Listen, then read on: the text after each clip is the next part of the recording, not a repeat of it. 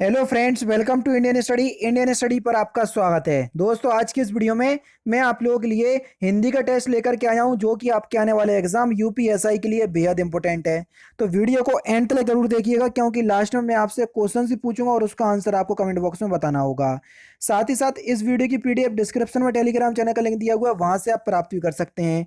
पहला क्वेश्चन आपके सामने, निम्नलिखित में से कौन सा अर्थालंकार का भेद नहीं है? तो जल्दी बताओ कि कौन सा अर्थालंकार का भेद नहीं है। तो सही आंसर हो जाएगा आपका श्लेष अलंकार। श्लेष अलंकार जो है ये एक शब्द अलंकार होता है, जैसे अनुप्रास अलंकार हुआ, यमक अलंकार हुआ, श्लेष अलंकार हुआ, बीप्स अलंकार हुआ, वक्रोक्ति अलंकार हुआ। ये सभी आपके शब्द अलंकार के भेद हैं, ना कि अर्थ अलंकार के। तो यहाँ पर चौथा ऑप्शन जो है वो आपका बिल्कुल क्या हो जाएगा सर? करेक्ट हो जाएगा। यहाँ पर उत्प्रेक्षा अलंकार कब हो सकता है? देखो, अलंकार अगर आपको पढ़ना है तो मैं अनअकैडमी पर पढ़ा रहा हूँ, अभी कल ही स्टार्ट हुआ है आपका अलंकार का टॉपिक। तो आने वाले कल जो आपकी क्लास होगी उसमें मैं आपको शब्द अर्थ अलंकार ही पढ़ाऊंगा। और ये अभी एक ही अलंकार खत्म हुआ है, अनुप्रास अलंकार, बाकी अभी आपके शब्द अलंकार भी रह गए हैं। चाहते हो अलंकार बिल्कुल अच्छे से पढ़ना, एक बार क्लास को ज्वाइन करो सर। क्लास पसंद ना आए ना, इतना ही बोलूंगा कि डिसलाइक कर देना, चले जाना। लेकिन मेरे कहने से एक बार ज्वाइन करो क्लास, डिस्क्रिप्शन में लिंक है, वहां से आप ज्वाइन कर सकते हैं। तो उत्प्रेक्ष अलंकार कब होता हो सकता है? तो सही आंसर हो जाएगा आपका उपमेय में उपमान की कल्पना हो जब। पहला ऑप्शन यहाँ पर आपका बिल्कुल करेक्ट। गह प्लस चरती की संधि क्या होगी? यहाँ पर विसर्ग संधि है, तो आपसे पूछा गह प्लस चरती की संधि क्या होगी? तो आपका जो सही आंसर हो जाएगा वह क्या हो जाएगा सर? यहाँ पर आपका सही आंसर हो जाएगा गौर चरती, यानी कि इस क्वेश्चन का पहला ऑप्शन जो है वो आपका बिल्कुल क्या हो जाएगा सर? करेक्ट हो जाएगा। ठीक है, विसर्ग संधि में भी आपको बता चुका हूं, इसका नियम है। देखो, यदि विसर्ग के बाद चा या छा हो तो विसर्ग का सा हो जाता है। ठीक है, इस बात को ध्यान रखना।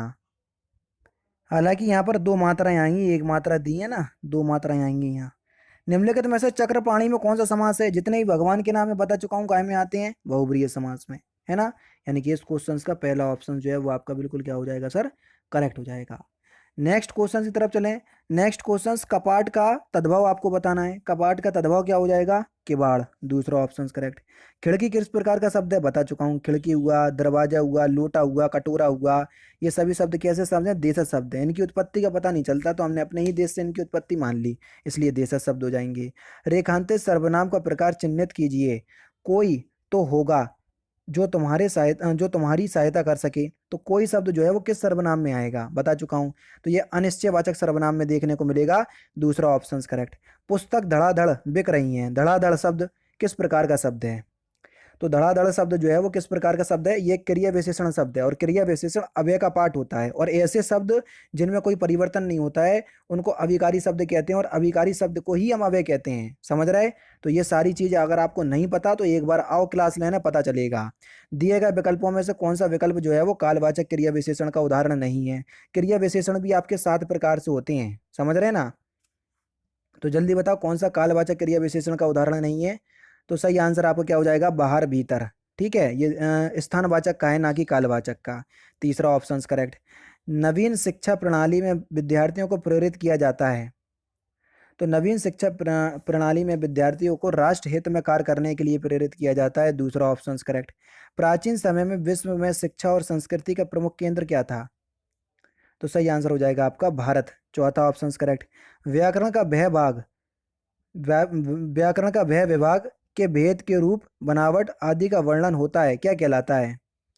तो उसको हम क्या कहते हैं? शब्द विचार कहते हैं, चौथा ऑप्शन करेक्ट। जो भाववाचक संज्ञा नहीं है उसका चयन करके रिक्त स्थान की पूर्ति करें।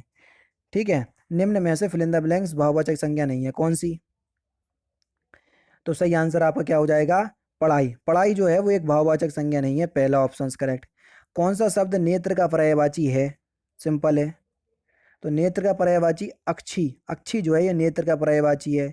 इनमें से तत्सम शब्द आपको बताना है, क्वेश्चन नंबर 15 में कौन सा तत्सम है? तो आपका जो सही आंसर हो जाएगा वह क्या हो जाएगा? दिन। दिन शब्द जो है वो एक तत्सम शब्द है, ध्यान रखना। यानी कि इस क्वेश्चन का दूसरा ऑप्शन जो है वो आपका बिल्कुल क्या हो जाएगा सर? करेक्ट हो जाएगा। ठीक है, नेक्स्ट क्वेश्चन से आपका 16 से 21 तक आपको गद्यांश दिए हैं, तो हटा देंगे अपन।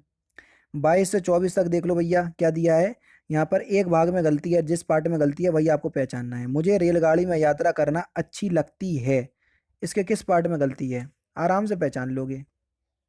मुझे रेलगाड़ी में यात्रा करना अच्छा लगता है ना कि अच्छी लगती है। पहला ऑप्शन जो है वो आपका बिल्कुल करेक्ट होगा, इसी पार्ट में गलती है। अपने अपने किताबें बस्ते में डाल लो, बताओ किस पार्ट में गलती है। अपनी अपनी किताबें बस्ते में रख लीजिए, बस्ते में डाल लीजिए। तो यहाँ पर आपके तीसरे पार्ट में मतलब पहले ही पार्ट में गलती है, तीसरा ऑप्शन सही हो जाएगा। ठीक है। मुझे कल 2 किलो लीची खरीदने हैं, तो इसके किस पार्ट में गलती है।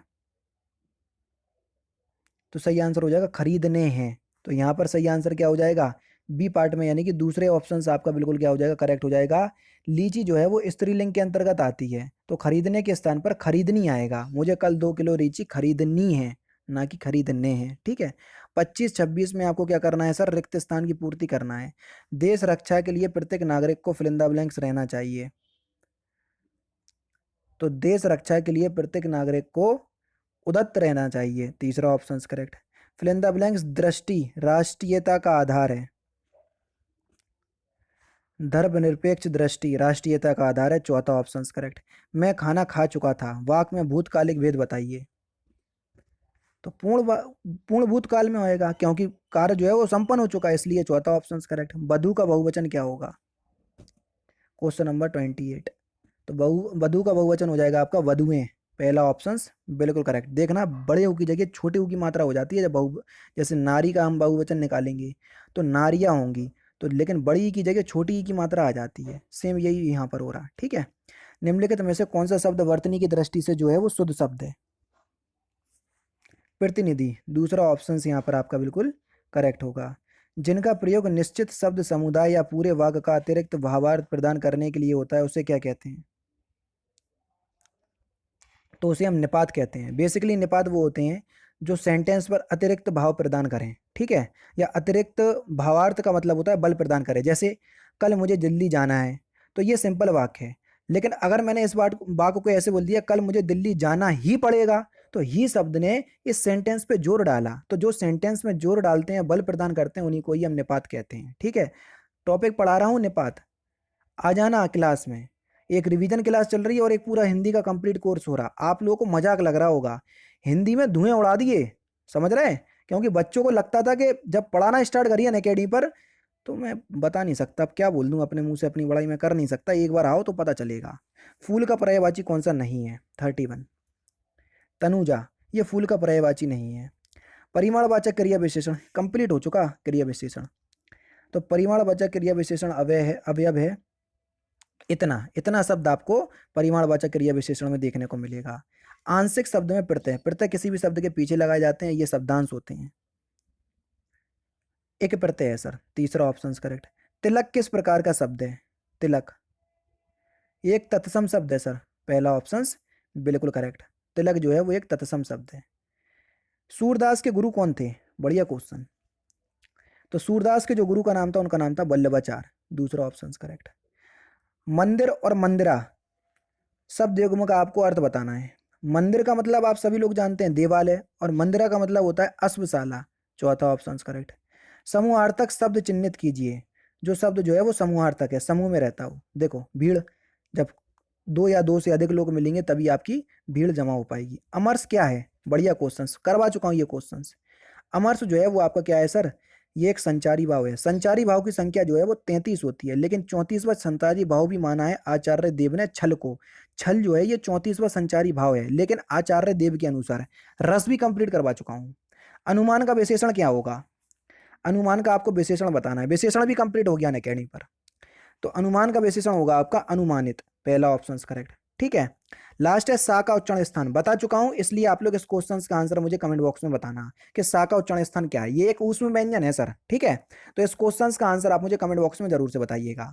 तो ये थे आपके दोस्तों 40 हिंदी के क्वेश्चंस, जो कि आपके आने वाले एग्जाम यूपीएसआई के लिए बेहद इंपॉर्टेंट है। वीडियो अगर आपको पसंद आई हो तो प्लीज़ दोस्तों वीडियो को लाइक और शेयर जरूर कर दीजिएगा। तो दोस्तों फिलहाल की वीडियो में सिर्फ इतना ही। अगर आपको वीडियो पसंद आए तो प्लीज़ दोस्तों वीडियो को लाइक कीजिए, शेयर कीजिए, और साथ ही साथ हमारे चैनल को सब्सक्राइब करना ना भूलें, क्योंकि मैं रोजाना इसी तरह के वीडियोस आप लोगों के लिए लाता रहता हूँ। नमस्कार दोस्तों, जय हिंद, जय भारत।